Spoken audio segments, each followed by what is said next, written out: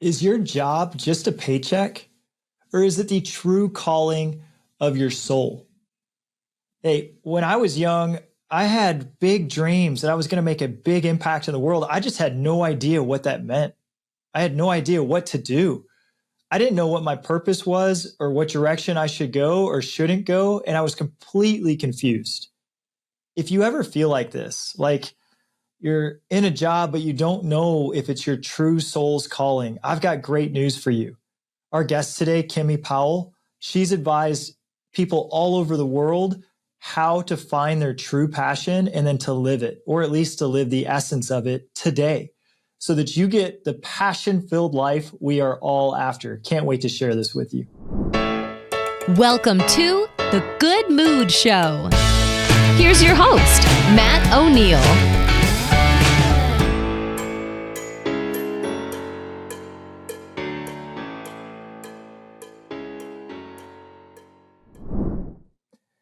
So when I was in college, I had this thought. It was constant and it kept me up at night.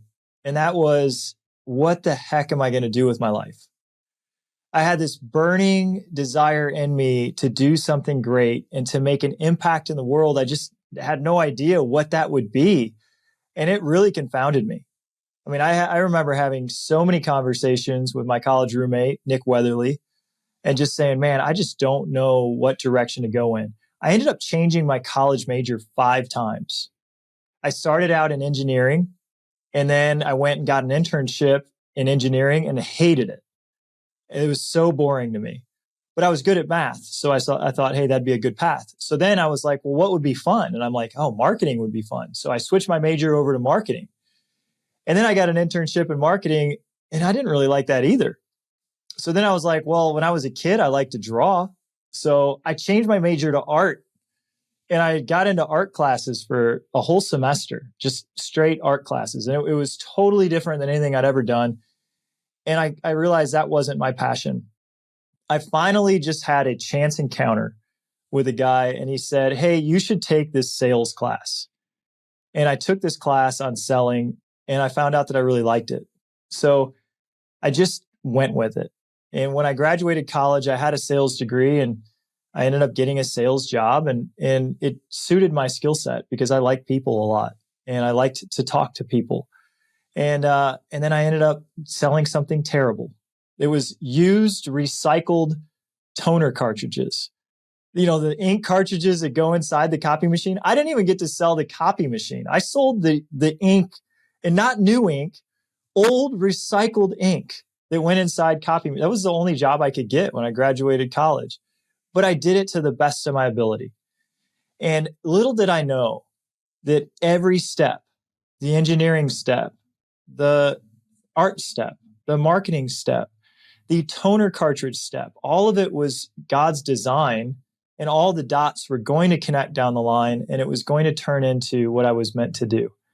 So if you're ever struggling with what should I do next in my life, we've got the perfect guest for you. Her name is Kimmy Powell. Kimmy has gotten this question from college students at the College of Charleston, where she serves, so many times. She decided to write a book about how to explain where to go. Kimmy, welcome to the Good Mood Show. Hey, thank you for having me. And I can relate to just about everything you just said. I was a fax babe once back in the day. Oh, you sold fax machines? I had to, yes, somewhat, a story similar to that, but it's you and I have a lot in common. You know who else sold fax machines? Is Sarah Blakely from Spanx. Oh, that's great. Well, good. I'm in good company then. She's the first self-made female billionaire. Oh, I'm a big fan. Yeah, I'm a huge both Sarah and Spanx. I'm like, why couldn't I have thought of that? Oh,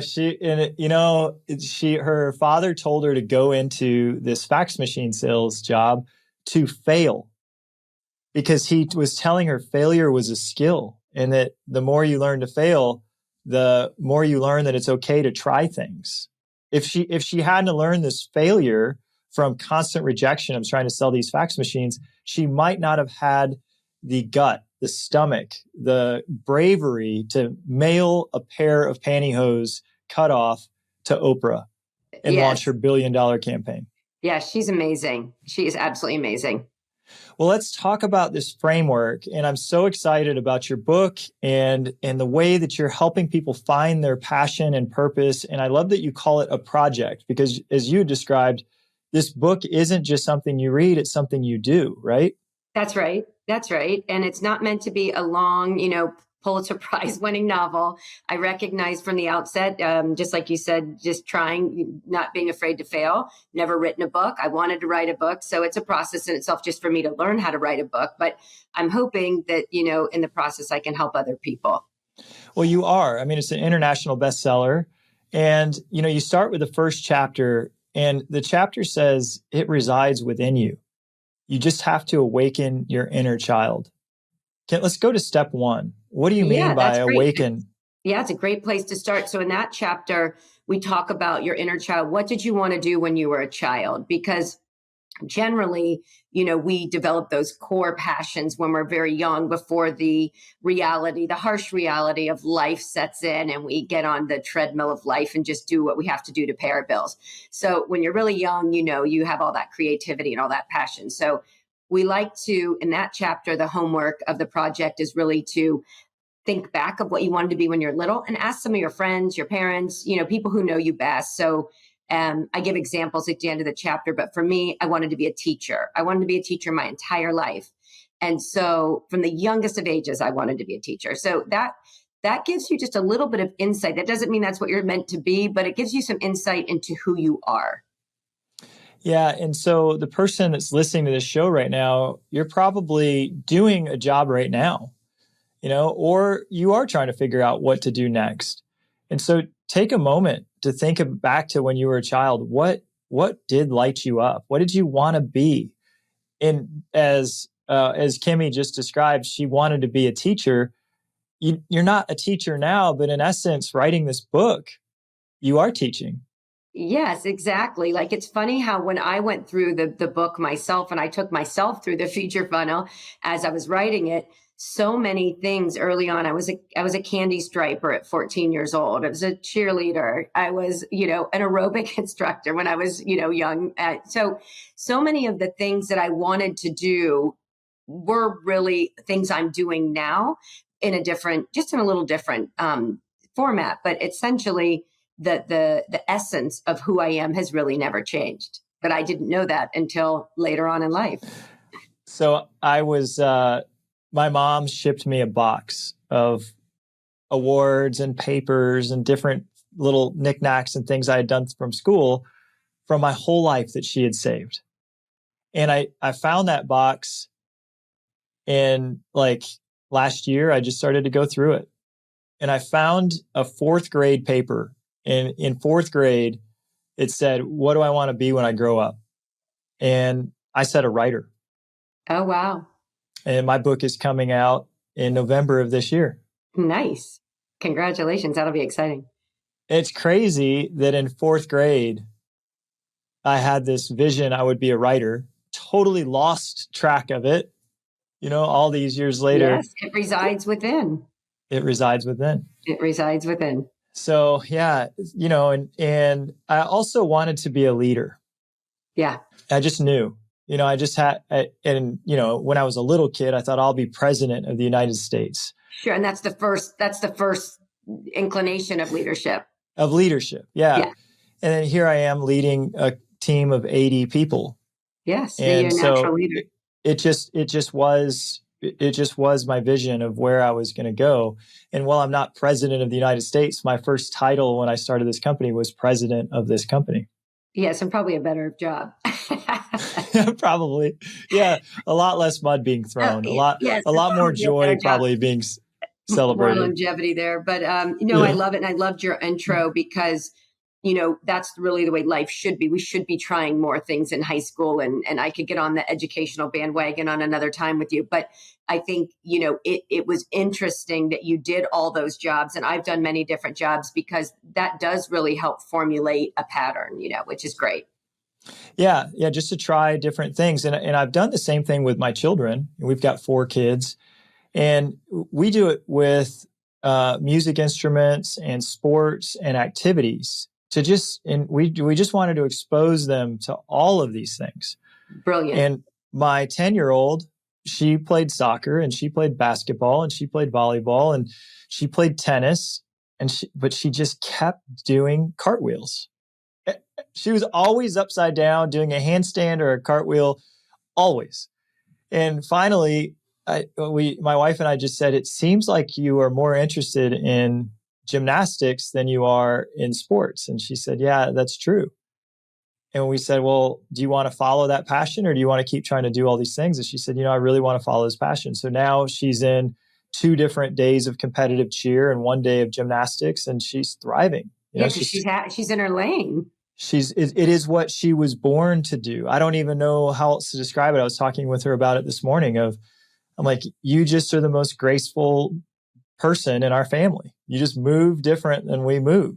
And yeah, it's just interesting. And it's, bravo to you for recognizing that in your children, because that's all you really, once you identify the passion, you just really need the mentorship to cultivate it. And so it's so beautiful that you're doing that for your daughter, and that she knows, the child always knows roughly what they want to be, or who they are at their core. And so that's why the book starts there. Yeah. And I think we're born that way. Who we are at our core, of course, there's some nurture, but man, we've got 4 kids and they all came in with their own agenda and their own personality and their own gifts and their own challenges. And I also think one of my roles as a parent is to identify, I think, what they're meant to work on in this lifetime and help them. Yeah, I have 3 boys, 29, 28, and 24. And it's been a lifetime of that, indeed. And even my youngest son, who's now a software engineer and a pilot, he didn't want to do computer science at Porter Gaud I hope he doesn't listen to this. No, he knows the story. But, 4 years in a row, I'd go into the teacher conference and I was like, he doesn't want to do computer science. Well, then he could go somewhere else to school then. And so we'd stay. And then the next year I tried to get out of it. Well, he can go to another school then. If he's here, he's doing it. And then the next year, then he gets the computer science degree in college, and then he gets his master, So sometimes as a parent, you do know more than you can see ahead 4 or 5 years on the gifts and talents that they have that maybe they are yet to recognize. And you do sometimes have to lay a little bit more of a gentle guiding hand. That's so interesting. And so if you're listening to this episode and you're also wondering, hey, what is this passion or purpose of mine? Think about what people spoke over you when you were younger. Barbara Corcoran is a friend of mine, and when she was a child, her mom used to say, you're going to be on stage. You're going to be a star. That's right. And now she's on Shark Tank and a huge star. I know, right? This and TV she would have star. never probably seen that coming. But her mom saw this talent to entertain. That's right. And spoke over her that you're going to be a star. So, and let's say that you do have a family and you do need to pay your bills, and you can't just quit the job that's paying your bills and then go pursue this passion full time. Well, you can get the essence of it. So if acting is something you love, I have a friend who is a stand-up comedian on the side. She's a real estate agent, but she also loves stand-up comedy, and she goes to open mics and she does comedy on stage. And so she's a star on her stand-up comedy nights, and that's fulfilling a purpose too, even if it's not your full-time job. So yes, we write about this in the metrics chapter, which is a reality check chapter. But yes, exactly. There's always a way to get started. I like to use the analogy of it's not a new analogy, but of being, on a highway and you have lots of places to go. But if you can just find your lane, you don't really need to know where it ends. You just need to know that you're on the right highway. You're on the right road. You're generally in the hunt of your passion. And the rest of it is just sort of nuanced throughout your life. It twists and it turns, and that's the fun of it. But I like to try to help people get at least to the right lane. So as you listen to this and you've got this vision, you've got this kind of pull, like your soul is always kind of pulling you in the direction of your highest purpose. Ask yourself this question.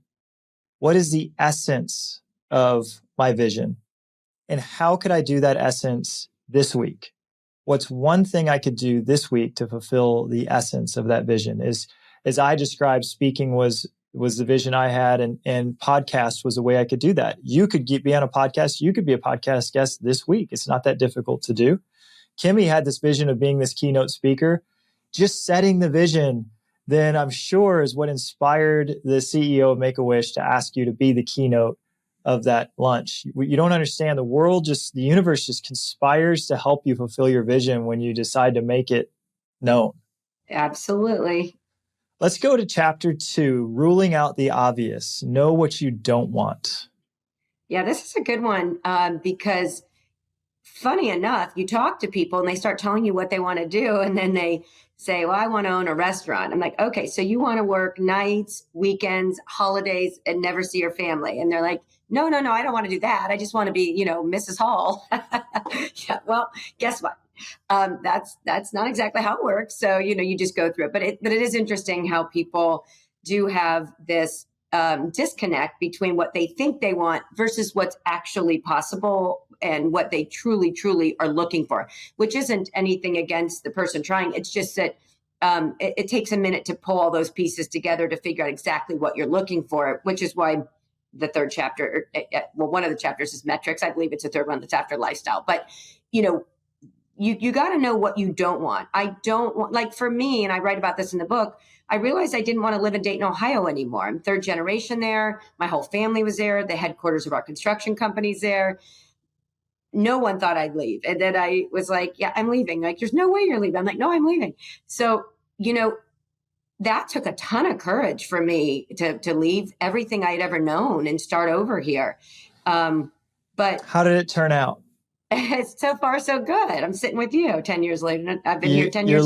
You're looking over the water. It's 75 degrees out. You live in probably the most beautiful town I think ever created. I agree. It is, I grew up in Michigan. Oh, okay. Yeah. You and I have a lot in common. I knew I wanted to live in someplace beautiful. And it took a tremendous amount of courage to leave everything I knew and everyone I knew to follow this, what I just knew in my heart, that I wanted to live near the water and have this beautiful place. And there's fear, but if you're listening, if you push through the fear and follow your heart, your life is always blessed on the other side of it. Absolutely. Amen to that. And, it's interesting. I write about this in the book and I say it often, and, the tipping point, which is when the fear of staying the same is worse than the fear of change. And everybody's heard that in some regard or another. But for me, I speak about that a lot because it is true. Like when I just couldn't see the rest of my life in the same setting. And there was something burning inside of me. And it takes a minute to figure out what that is. Luckily, my oldest son came down here to swim for the College of Charleston. So my husband's from Beaufort, but ironically, we had never been to Charleston. So we'd spent much time in Hilton Head and Fripp Island and Beaufort. But I got over here and just fell madly in love with this city. And I didn't say I'm going to move to this city. I said to my husband, I'm going to die in this city. Wow. I stepped foot. And I do think God gives us breadcrumbs, right? I set foot on the soil for the first time in 2005. And just this knowing came over my body that this was exactly where I was supposed to be. And it's not, you can't explain it logically. I couldn't explain it. I have the same thing. I call them God whispers. Mm-hmm. And we have to listen to them. And I do think that it's a skill and it gets stronger with use.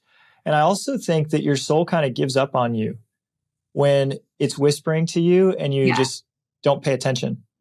I think it stops whispering. Yeah, even warnings too. Like I'll tell my boys, God whispers, then God shouts, and then God knocks you over the head. So like you get a speeding ticket, you run a red light, that's a whisper, but that means to, look alive, pay attention, be careful, so it's funny.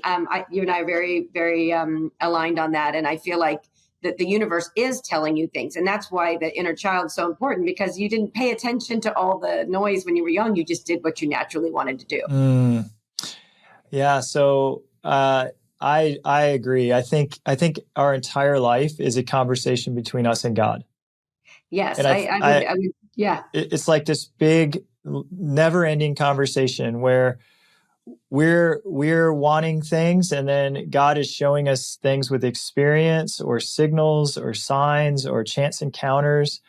And it's just, the more and more and more I just open my eyes to it, the more and more and more I know it's true. Yesterday, I got some sad news on a voicemail. My dad had left me a voicemail and said, "Hey, this winter's been really hard on me. He's got a lot of health challenges." He said, "I don't think I'm going to make it another winter." Oh. And so my heart was just sad. Yeah. And then later that day, some more sad things happened. I had, somebody in my office with tears in her eyes. And then something else sad happened. And by the time I got home, I was draped in sadness. Yeah. Like it was like I just put on a heavy, sad overcoat. And I just said to my wife, Katie, I said, "Katie, I'm just feeling sad." And she's like, "Well, you just kind of have to go through that today." Yeah, that's the energy of the day. It was the energy of the day. And, it's sometimes we feel sad and we don't want to, and we resist it. And I think that's not the way to get to good moods again. This being the Good Mood Show, I'm just letting you know that it's okay when a day is sad to experience it. We don't want to live there. I didn't want to wake up this morning and continue to feel sad. So I did my good mood rituals when I woke up. I thought about my blessings, and I hugged my children and did my gratitude and prayed and asked for guidance. And then I exercised, and then I saw happy people, and I'm feeling great. Right. Yes. And so it's a new day. I call it a waterfall. When, you're trying to get through something, you just got to picture a waterfall. Like you cannot push it back up, right? You cannot push it back up. So get through it. Just go through the waterfall. And guess what? On the other side, it's going to be beautiful again. So, but you can't push water. You can't put the water back up. So just get through it. You just have to go through it. I like that analogy. Go through it and feel it. Yes. Because this is the last thing I expected to get into, but I'm a very philosophical person, and I love the science. And my minor was in philosophy, my major was computer science. So I love the early philosophers who were also scientists who just tried to figure out exactly why we're here and what we're meant to do. But to this specific point, you going through things is really critical. You have to feel it. You have to feel it, good or bad. You got to feel it. Yeah, one of my friends, Mark Nepo, said that when you see the storm coming across the plains, if you can, go around it. And if it's too late, you got to go through it. Yeah. Buckle up. Buckle up. If you're in it, you're in it. But it passes, just like the waterfall analogy. So if you're going through a storm in your life right now, don't resist it. Feel what you're meant to feel, and then do some good mood rituals. You're listening to the Good Mood Show. Kimmy and I have just given you some very practical things to do to get your brightness back. The number one thing that Kimmy said, and I agree with her, is that everything's energy. Who you hang around influences you more than anything else. So yesterday, my dad was sad. The person in my office was sad. The other person I saw was sad. Their energy, it wasn't me. I wasn't sad. Their energy was just all sadness, and it affected me. Well, today you gave a little of your energy to them, and that was a blessing to them, but a little bit of a drain for you, which happens sometimes. But you were there for them, and that's a blessing to them. So you probably lightened their load a little yesterday, but it dragged you down just a bit. I don't. Yeah, I want to always keep my light on, though. Like I want to be so up that I can stay in the light even in a sad situation. So yesterday I just wasn't able to keep my light on. One of my favorite sayings is, if you allow your light to go out, you're out of service. Yes. So we don't want to perpetually put ourselves in situations with people that drag us down all the time because we're trying to save them or help them. That's not our job. If somebody's always bringing you down, that's not what you're meant for. You're meant to shine. So some people you may need to distance yourself from. All right, we're going to move to some more of the steps. So we've got beginning with a vision and getting planning. Yes, yes, yes. So, you want to figure out sort of like, okay, this is what I don't want to do. This is what I think I want to do. This is what I want to do with the child. And then, these three chapters in the mix of metrics, planning, and vision are really just about what is real for you. Do you live somewhere that you can, get a part-time job doing this? Do you have the money to take on whatever this thing is you want to take on? Just doing a real reality check and then coming up with solutions. If you don't have enough money, but you live somewhere you could move, where you could walk to town, well, then you just freed up, a couple $100 a month or something to pursue something else, or working part-time doing something, just like you were talking about. So really the middle chapters of the funnel and the steps of the funnel are really just getting clear. We talk about having a winning team, like you were talking about, surrounding yourself with great people. You need a winning team. You need good mentors. You need good podcasts. You need good juju coming into your your energy. So that's what those are about. And then there's a lifestyle chapter and part of the funnel, which is really about taking the words life and style and separating them. It's your life. What is your style? And really not being a slave to what other people are doing on social media or in a magazine, or that's very, very draining. And I'm guilty of it myself, because we all want our house to look like somebody else's house or something really pretty in Architectural Digest or something. And I'm like, oh, now I want to redo the whole house. But it's one of those things. It's just really being proud of the life that you have and it being the style that's unique to you, so that you really design a life that is centered around you and not so much around what, you think you should be, but what you actually are. Yeah, you said so much that was powerful there. I want to unpack some of it. So, starting with a vision. I know one of your things is to start with the end in mind. That's right. How do you start with the end in mind? So you first think about how you want to be remembered when you're gone. What legacy are you going to leave when you leave this world? And if you haven't thought about it, it's really hard to build a life of real meaning if you haven't even thought about what it means after you're gone. So, starting with the inner child, and then you go all the way to how do I want to be remembered? What do I want to leave? For me, it's just a legacy of my children and soon to be grandchildren. I want to leave a legacy of, love, guidance, mentorship, education to my children, businesses to my children and grandchildren, so I think about those kind of things for me, because that's what's really important to me, is to leave a legacy for my family that is strong, so that the next generation can carry on with the way you're raising your children, right? I'd love my 3 boys to turn out to be great dads like you, because that's important to me, because that impacts then all of their children. So, it's really knowing how you want to leave this world, and then that can back you into steps to take now. I've played this exercise so many times. It's the end of my life. It's my funeral. Who's there? What are they saying? What do I want them to say? Those are 2 different things. Yes. What are they saying is who I'm being. What do I wish that they would say is my ideal. Yes. Yes. And so if you're listening, this is a really powerful exercise. Just grab a paper and a pen, take some time, and just say, fast forward to the end of your life. Let's say it's decades from now, hopefully, and say, if I was to end my life on who I am at this moment, what would people say?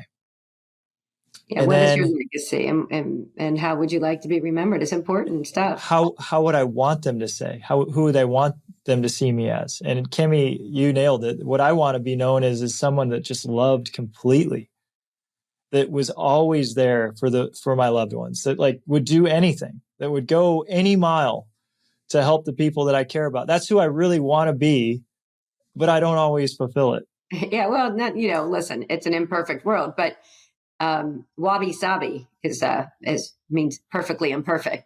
So the art of being perfectly imperfect, it is a thing. But Agreed. And sometimes it can be as practical as a will, life insurance, like some really basic things that you meet people and then they're like, yeah, so my parents passed away and we had to go through probate. We didn't even know that all this stuff existed. It could be something as practical as that, is just really taking, thought to the responsibility you have as an adult, to the people that you've brought into this world, to make sure that you've left it as clean and tidy as possible. And this is something I work on every day. I'm like, I don't know, I don't need this. This is clutter. Or, talking to my wealth manager to help guide me through all these complicated laws and tax laws and ever-changing things that happen in the world, to make sure if something happens to me or my husband and myself, that the kids aren't burdened or left with a mess.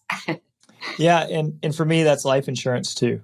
Yeah. So, the other thing that you had mentioned about following our purpose and our passion is having a winning team. I am such a huge proponent of hiring the best. I when it comes to investing in my education or my passions, I have just found that if I can find the best coach, the best mentor, the person who's already done it at a high level, and just ask them to guide me, hopefully in a relationship where I pay them because that's what they want to do, it works so much better. Like, I skip so many hurdles and mistakes. On this podcast, I asked everyone I knew, who is the best person to help me launch a podcast?